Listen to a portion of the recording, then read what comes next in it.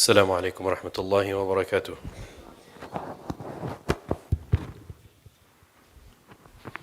الله أكبر الله أكبر الله أكبر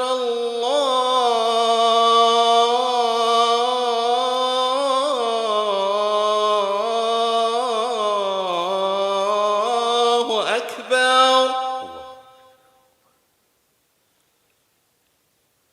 أشهد أن لا إله إلا الله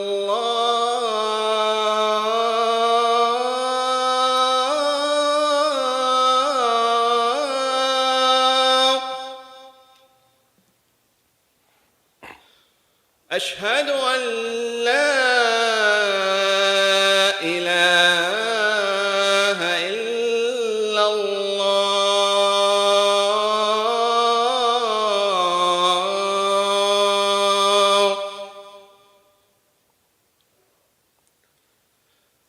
أشهد أن محمدًا رسول الله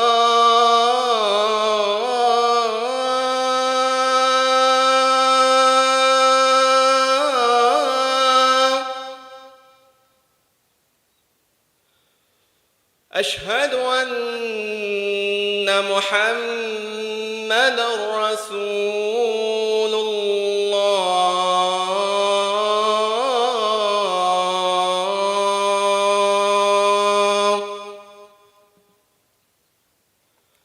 حي على الصلاة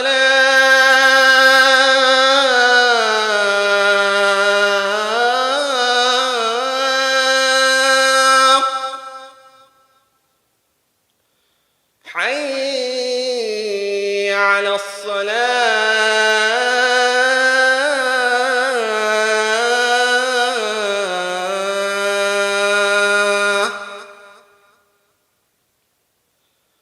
حي على الفلاح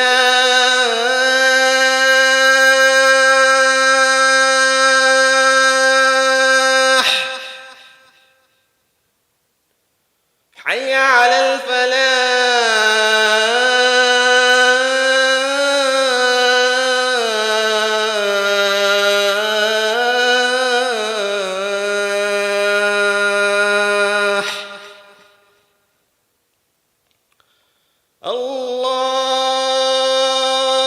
الله أكبر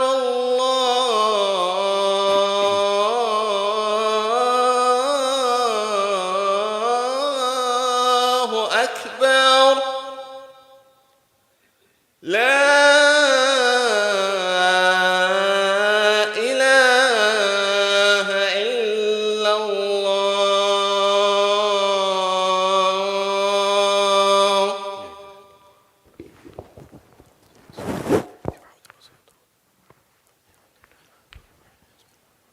بسم الله الرحمن الرحيم. إن الحمد لله نحمده ونستعينه ونستغفره ونستهديه ونعوذ بالله من شرور أنفسنا ومن سيئات أعمالنا.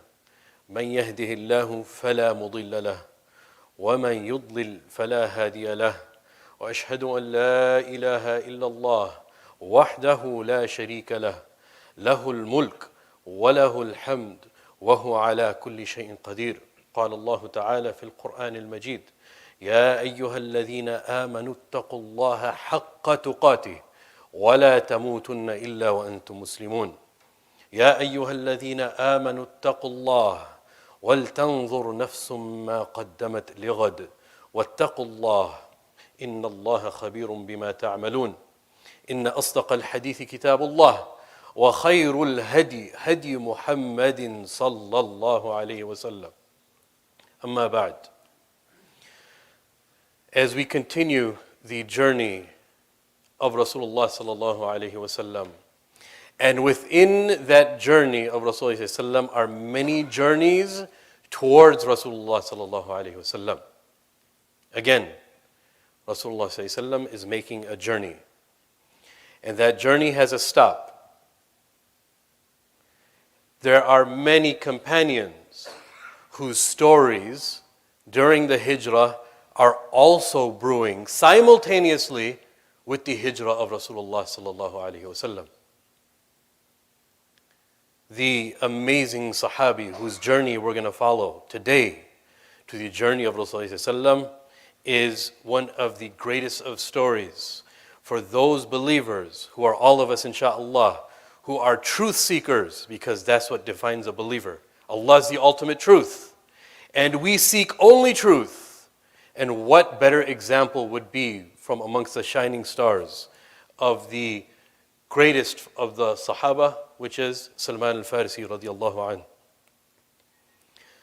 We have to remember, before we start Salman al-Farisi, there's so much to say. But one thing I want you to remember is that his age was very close to the age of Rasulullah. Some narrations say he was the same age of Rasulullah sallallahu alaihi wasallam. Rasulullah was making hijrah from Mecca to Medina, while the story of Salman al-Farisi, Faris, Persia, is brewing. Salman al-Farisi actually grew up in an extremely privileged situation. His father was the chief and the most respected person in Asfahan. He was a fire worshipper. He was a Zoroastrian. Salman al-Farisi's role, because he grew up in that palace of servants and luxury, similar to the story of Mus'ab ibn Umair. He had a very important role, and that role was to maintain the fire in the palace for the fire worshippers. That was his responsibility. So he's in it. He is the family that everybody depends upon. So he is the one that continues the fire. Once the fire goes out, he has to reignite the fire, but he can't let it die. The fire has to continue. And that was Salman al-Farisi's role as a child.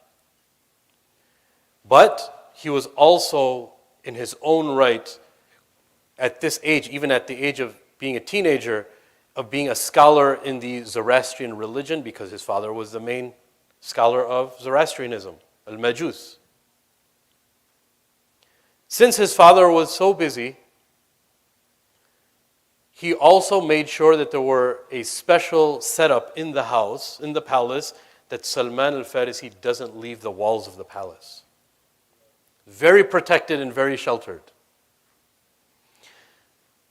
One day came about when Salman al-Farisi is getting a little older, let's say early teenage years or even teenage years, where Salman al-Farisi's father says, I'm so busy right now, I can't tend to my garden. What I need you to do is take a look and report back to me of what the condition of that garden is. But guess what happened to Salman al-Farisi?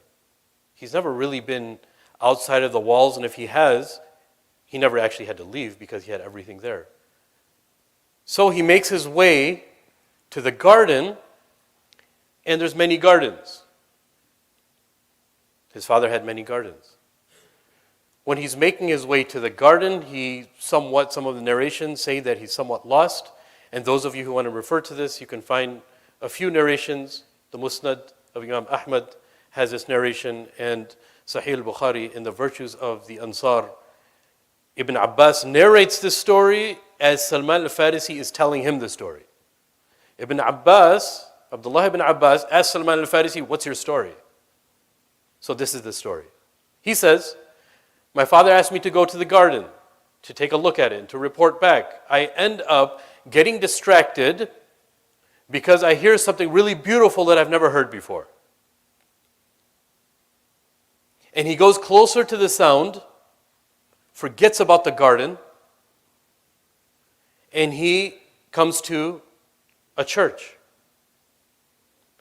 And this is where he gets closer to the recitation of what's being recited in the church, and he goes into the church and he falls in love with what he sees. He sees that there's a scripture being read and people are reciting, and he loves it. He ends up being there all the way till the sunset. And he sits with the bishop and the other people, the companions of the bishop, and starts asking questions. What is this religion? were the followers of Isa alayhi salam. The one Allah. Remember, in this time, there were still a few more Christians left that were very close to the religion of Isa alayhi salam. After the Treaty of Nicaea that occurred, and we can talk about that later inshallah, there's many things that were taken out of the Christian religion. This is when the Trinity was but this small group of Christians actually didn't believe in the Trinity. And they also used to fall into sajda, because Salman al-Farisi said, I saw them bowing and prostrating. So, Salman al-Farisi, he gets all the information, he asks them one more question. What's the origin of this religion? And who has the knowledge of this religion? They told him, the people of Sham, which is modern-day Syria, Palestine, Jordan, Lebanon, right? So he says, okay, goes back home. Meanwhile, his father has a search team looking for him. His father's worried. He's never left the house at this distance. His father sees him when he arrives, and he says, where were you? I was looking all over for you. I left all of my work. I had so much work to do. You know how busy I am. I left all of that because of the extreme anxiety that I was feeling because you were missing. And he says, Father, I saw something amazing. I saw a people that were worshiping the one true God. And I feel the way that we're living, this is the wrong religion. And his father said, those people are crazy. This is your religion. This is who we are. Started reminding him of where he comes from and how this one family is the family of fire worshippers that everyone follows in Isfahan, in Persia. He says, Father, we are wrong with our way of life, and they are right. Instead of reasoning with him, instead of sitting down and talking with him, his father shackles him and says, you're never leaving again. Rather, you're going to be in these shackles. Salman al-Farisi, even at a young age, was a brilliant individual, radiallahu anh. He ends up communicating to the church with one of his servants and asks the servant to relay to the church, when is there a caravan that's going to Syria? And told his servant, once you find out, please let me know when the caravan's leaving, where it is, because the trade used to happen between Syria and Persia. Business trade. He wanted to follow that trade route with the merchants. Eventually, his servant comes to him and lets him know when the caravan is going to be passing through to go to Syria. That's when he finally breaks loose, meets up with the caravan, and heads to Syria. There's a lot of detail that happens in between this.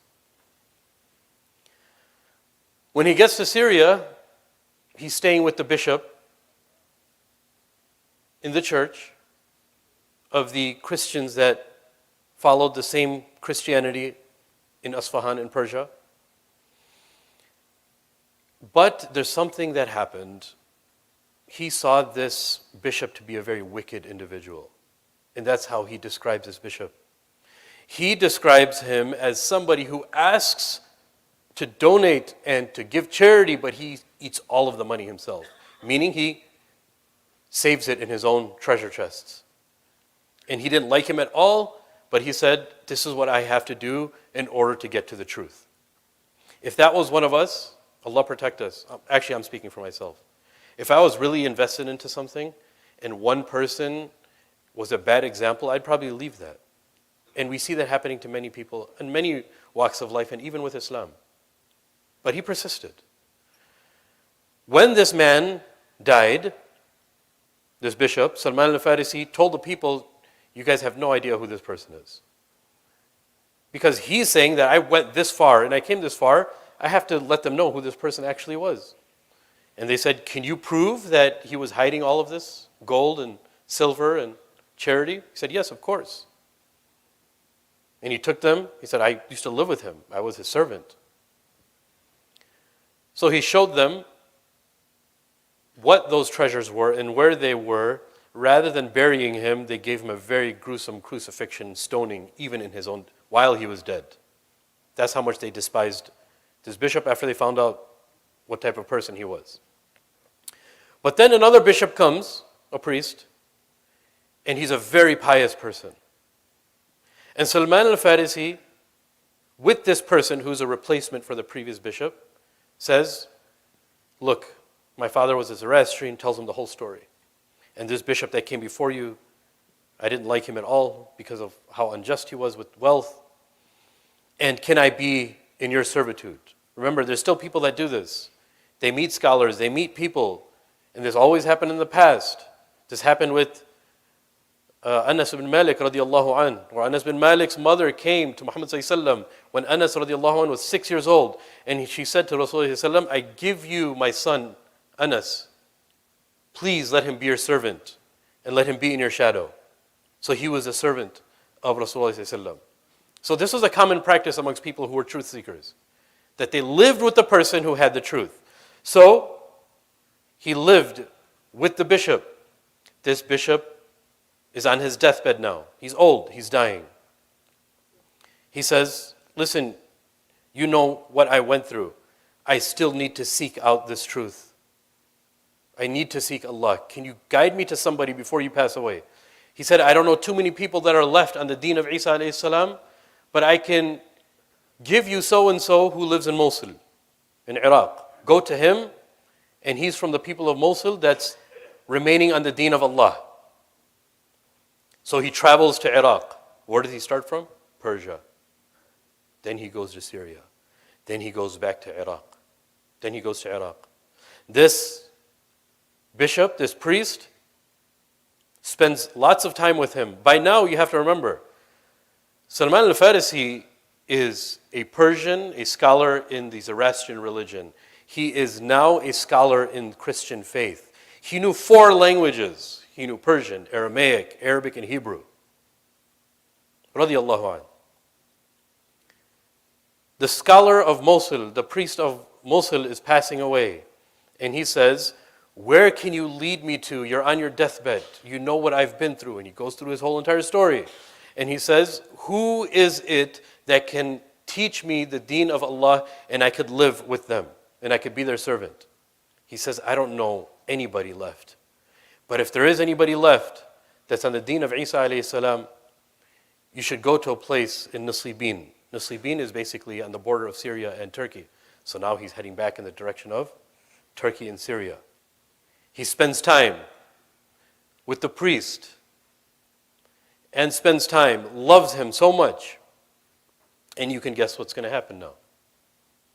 He's passing away. So he's on his deathbed. Look at the similarities between Rasulullah and him. Everyone who is family of Rasulullah is passing away at his young age, right? Look at Salman al-Farisi. All the people that he loves, who's his new family, are all passing away in seeking the truth. There's so much. The beautiful thing that Allah spoils us with endlessly, and Allah never ceases to amaze us, is if you focus closely on the lives of the Sahaba, you will see direct correlations between the life of Rasulullah and the Sahaba, and that this only is a miracle from Allah. There's no other way. It's too good to be true. So anyways, he goes to Nusaybin, learns from the scholar, learns from the priest.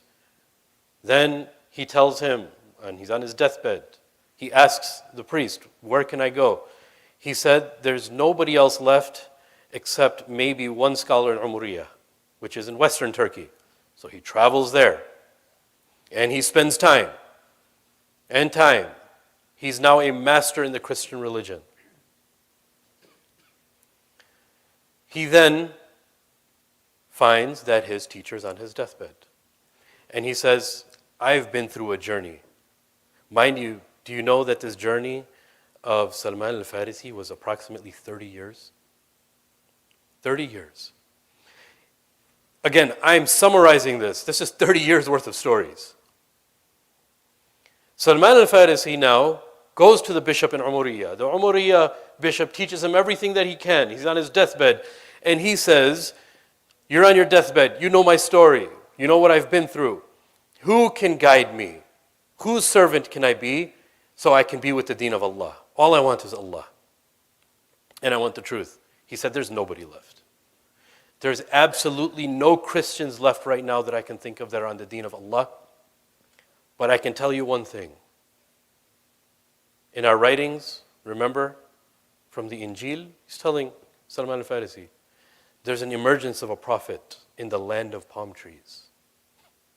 There's a prophet who's emerging from the land of palm trees. And his signs are of three. How does he know this? He knows this from the Torah and the Injil. Remember Isa alayhi salam's mission, one of his main missions were to tell the people of Bani Israel that there's going to be a final messenger and his name is Ahmad, as Allah mentions in the Quran. And Ahmad is Muhammad. These were devout Christians. So he says to him, he's going to be in the land of palm trees, between the two black lands or two black mountains, which are the mountains of Mecca. And he does not take charity, but he accepts gifts. He does not take charity, but he accepts gifts. And there's a seal of prophethood on his back between his shoulder blades. So, Salman al-Farisi, radiallahu anhu,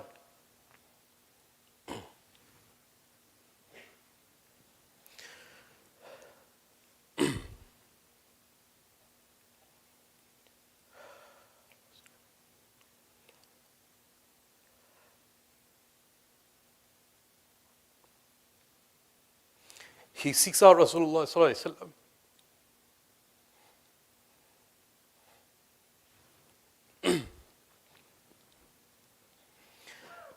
And he finds a way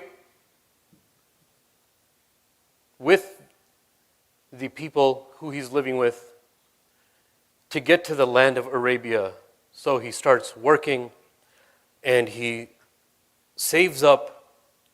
He has some livestock and he meets these merchants and he tells them, I need to go to Arabia, the land of the palm trees. So they said, okay. They take him. They're traveling. In their travel, they see him as easy game. They tie him up. They jump on him. They take all of his wealth. And they take him and they sell him in slavery. The narration mentions that he had 13 different masters, sold to 13 different people. Remember, this is a story of a span of 30 years. He starts in Persia. He's now a master in his previous religions. And now he's seeking out Rasulullah and he doesn't stop. Salman al-Farisi now is brought, finally, fast forwarding a little bit, to a Jewish man. And the Jewish man ends up selling him to the tribe, a man from the tribe of Banu Qurayza. Who was Banu Qurayza? They were on the outskirts of Medina, the Jewish tribe. When he goes to that area on the outskirts of Medina, he still doesn't exactly know where he is. He's looking around and he sees the palm trees. He sees that he's surrounded by people who are obviously speaking Arabic and a little bit of Hebrew. As one of the days that he's working for his master, he used to pick dates for his master because he's still in slavery. His slave is on the bottom, on the ground, just observing, relaxing, while Salman al-Farisi in the heat is picking dates. And while he's picking dates, which is a very difficult thing to do, one of the cousins of his slave owner, of his owner, comes and says something very interesting. And Salman al-Farisi hears.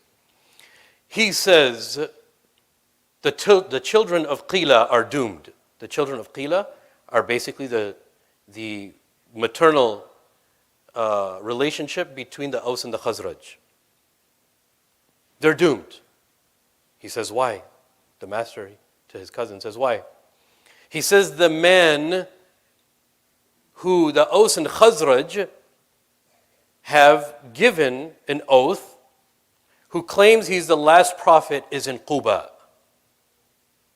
This was during the Hijrah of Rasulullah. You see how it all lines up?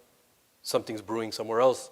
and Rasulullah's journey is going somewhere else. Salman al-Farisi is on his journey, Muhammad is on his journey, but if Allah wants the hearts to join, He'll make them join. Salman al-Farisi comes down from the tree in a rush, and the narration says, I was in shock that I was shaking, because this was it for him. He comes down, and he says to the cousin of his slave owner, who's this person you were talking about? He's asking questions. He's so excited. His owner slaps him. And he says, go back and do your work. So he comes back to his wits. He continues doing his work. He doesn't stop then. Now his planning begins. He takes that day lightly.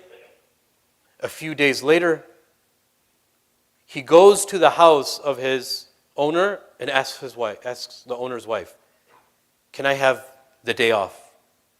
She says, yes, fine. What does he do on that day off?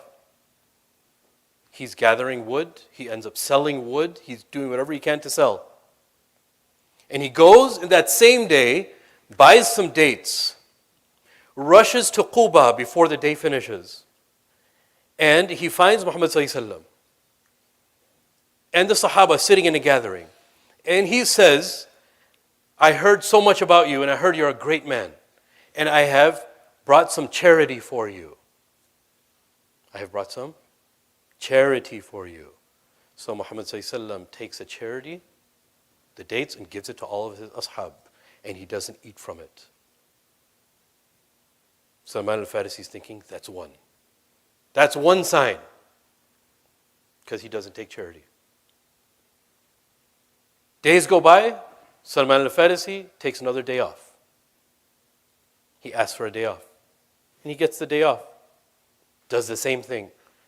Tries to get things together, sell, takes dates, food, and goes to Muhammad sallallahu alaihi wasallam and his ashab and says, I have a gift for you guys. And to Rasul sallallahu alaihi wasallam in specific, he said, one of the narrations say that you didn't accept charity, here's a gift for you. And Rasul sallallahu alaihi wasallam took off his rida. And he put it on the ground, put the dates on the ground, and they all ate from the dates, and Muhammad sallallahu alaihi wasallam ate from the dates. So he says, that's number 2. The third sign is when Salman al-Farisi was now in Jannat al-Baqi. There was a burial of the first Ansari in Jannat al-Baqi. And that was As'ad ibn Zurara. As'ad ibn Zurara is the one who housed Mus'ab ibn Umair when he came to teach people of Medina Islam and of how everyone became Muslim in Medina. As'ad ibn Zurara was the one whose janazah it was. So Salman al-Farisi sees that Muhammad ﷺ is helping with the burial and that his rida is coming lower off his shoulders. And Salman al-Farisi is behind Muhammad ﷺ trying to see from a distance between his shoulder blades, but the garment isn't low enough yet. And he sees and he sees and he's looking and he's looking and he doesn't see what he's looking for.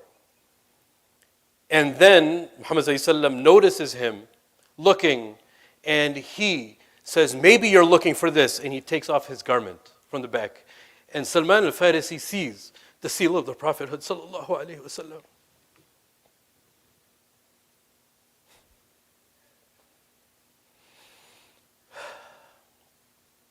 He sees the seal of the Prophet sallallahu alaihi wasallam, and he starts kissing it.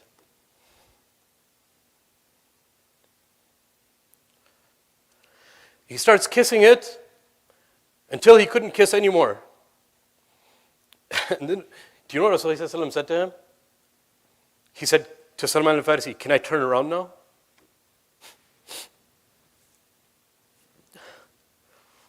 Can I turn around now? Rasulullah asked him, asking him permission to turn around to hug him. Sallallahu alayhi wa sallam.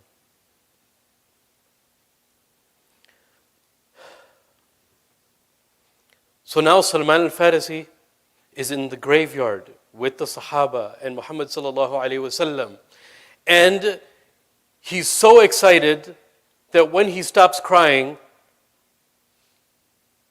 he tells Muhammad sallallahu alayhi wasallam the story.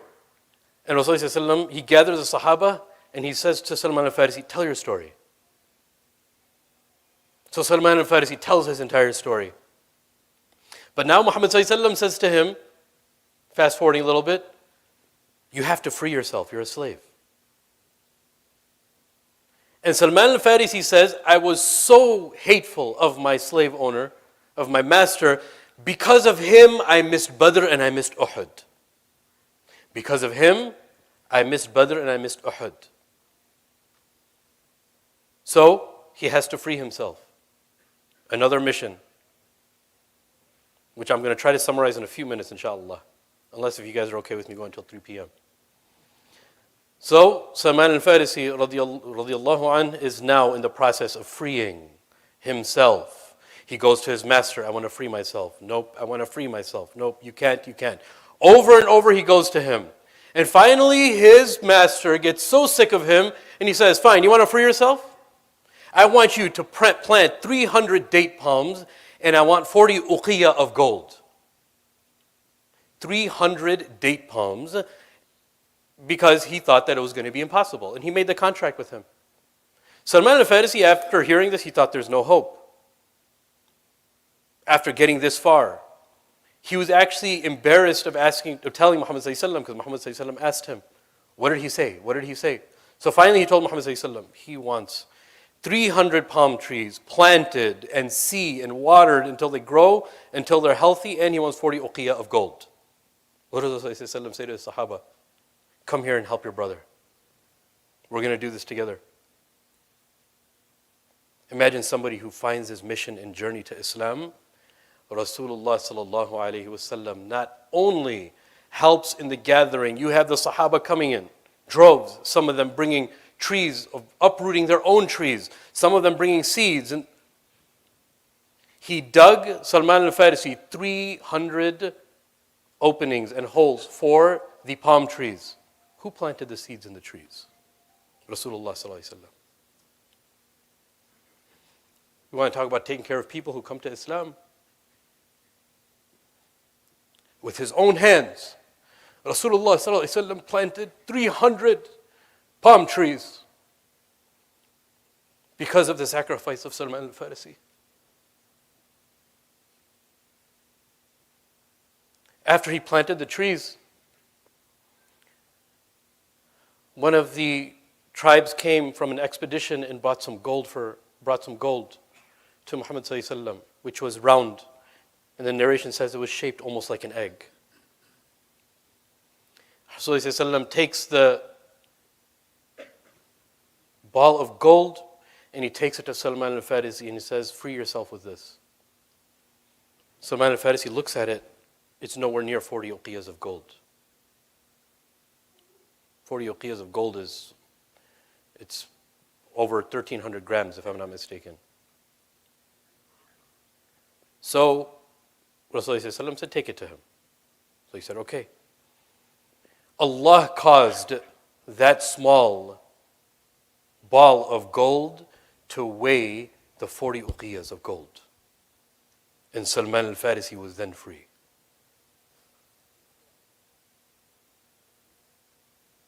The Battle of Khandaq was called the Battle of Khandaq because of the idea of Salman al-Farisi of digging the trench.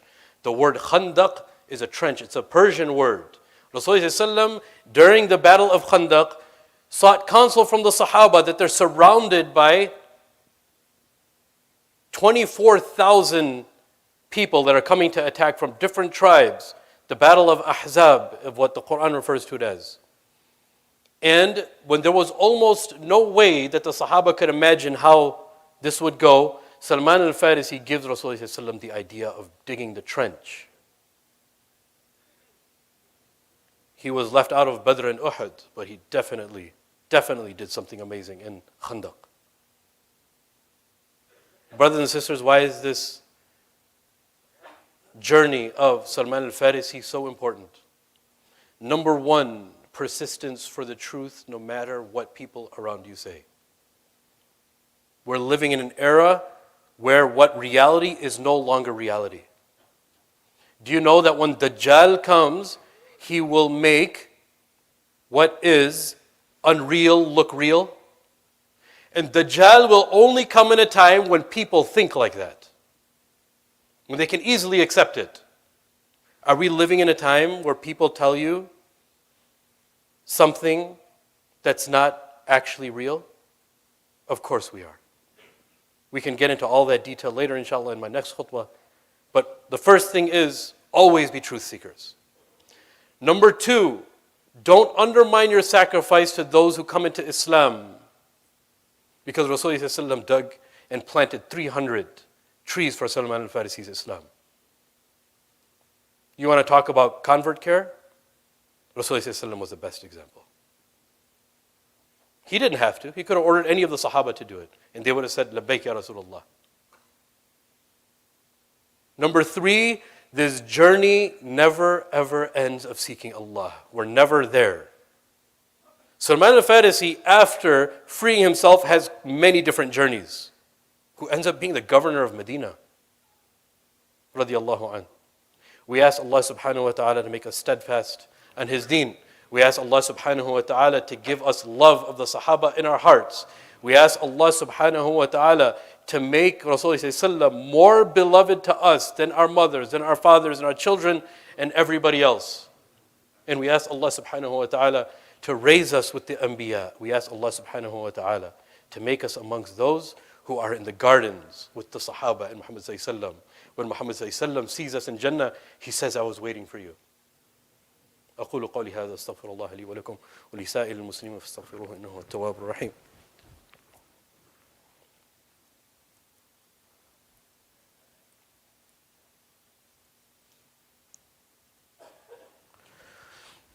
الحمد لله رب العالمين والصلاة والسلام على رسوله الكريم وعلى آله وصحبه أجمعين. قال الله تعالى في القرآن المجيد إن الله وملائكته يصلون على النبي يا أيها الذين آمنوا صلوا عليه وسلموا تسليما.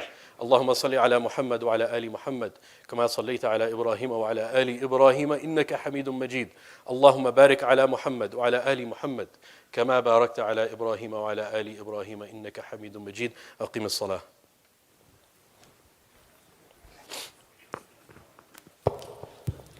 الله أكبر الله أكبر أشهد أن لا إله إلا الله أشهد أن محمد رسول الله حي على الصلاة حي على الفلاح قد قامت الصلاة قد قامت الصلاة. الله أكبر الله أكبر لا إله إلا الله.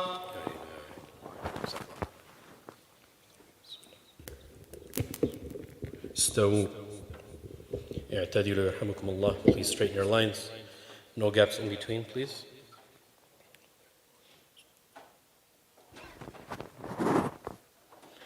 الله أكبر.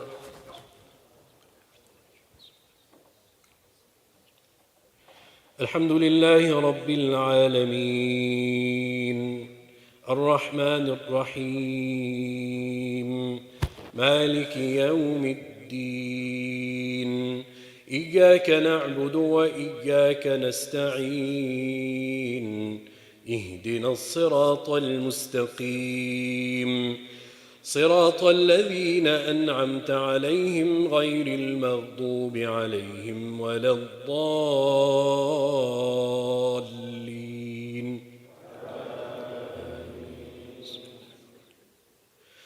والضحى والليل إذا سجى ما ودعك ربك وما قلى وللآخرة خير لك من الأولى ولسوف يعطيك ربك فترضى ألم يجدك يتيما فآوى ووجدك ضالا فهدى ووجدك عائلا فأغنى فأما اليتيم فلا تقهر وأما السائل فلا تنهر وأما بنعمة ربك فحدث.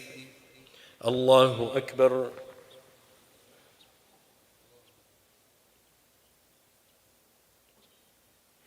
سمع الله لمن حمده. الله أكبر.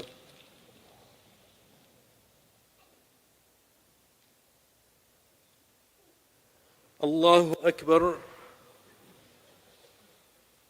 الله أكبر.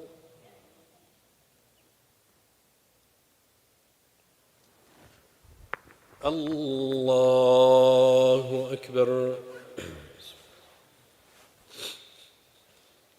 الحمد لله رب العالمين الرحمن الرحيم مالك يوم الدين إياك نعبد وإياك نستعين اهدنا الصراط المستقيم صراط الذين أنعمت عليهم غير المغضوب عليهم ولا الضالين.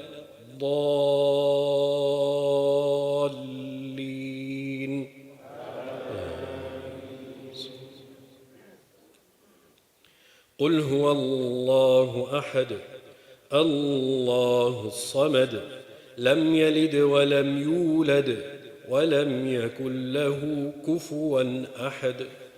الله أكبر.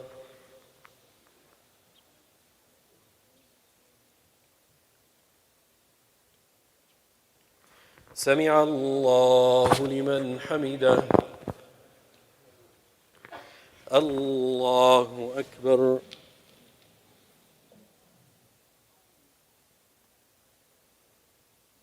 الله أكبر. الله أكبر.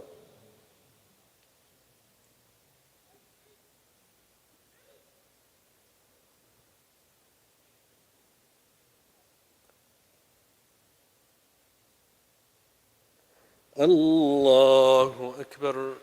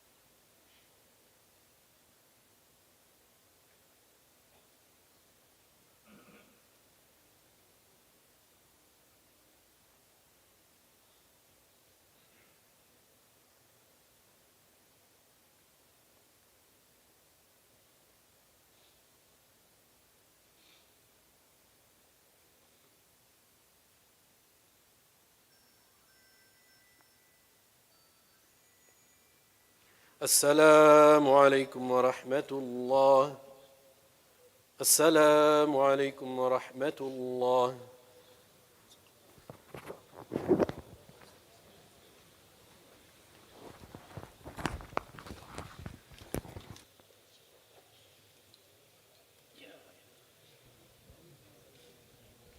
Jazakallah khair, Sheikh Amir. Last time I said some positive comments about Sheikh Amir's khutbah. He said that I made him blush, so I'll leave it at Jazakallah khair. I didn't even know we were able to blush. I didn't know it was possible. Inshallah, we have a program coming up. It will come up here any second now, hopefully. Knowing my luck, it won't now. It's our monthly program on Saturday, October 15th from 5 p.m. until Isha. Sheikh Amir will be there as a speaker. We'll have about 6 or 7 other people, speakers, scholars, qaris. Please join us. The topic is Prophet Muhammad sallallahu alaihi wasallam, a social harmony icon. So we're going to have a lot of time dedicated to our Prophet Muhammad sallallahu alaihi wasallam, discussing him, describing him. A lot of what you hear from Sheikh Amir the past few weeks with his khutbah is a lot of that and more. We will have snacks and dinner, inshallah. Please RSVP. There's a link, the weekly email that comes out. If you don't get that weekly email, go to the kiosk and drop in your email address and get subscribed so you get that weekly email every Thursday night, Friday morning. And there's a link in there where you can RSVP for that program, inshallah, on October 15th.